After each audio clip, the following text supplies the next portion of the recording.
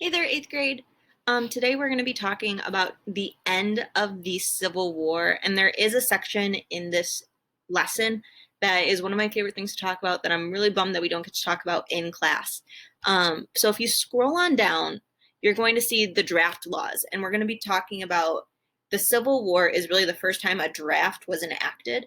And the draft is any male that is 18 years or older is required to enlist in the army or military service.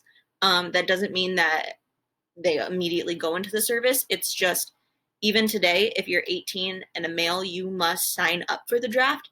And if the draft is ever enacted, then your draft number could be called. And I remember we had a brief conversation about this in class, but this is the first time the draft really came into effect.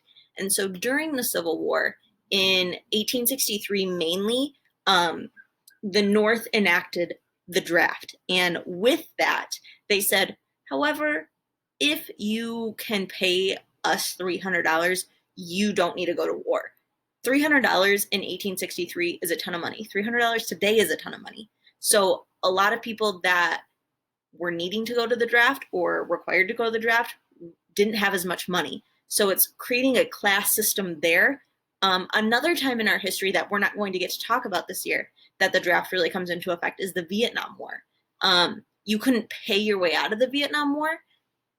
However, a lot of men to escape the draft, they went to Canada, they crossed the border to escape the draft. A lot of them also, I shouldn't say a lot, but some even shot themselves in the foot, meaning they were too injured to go to war. However, it wasn't life threatening.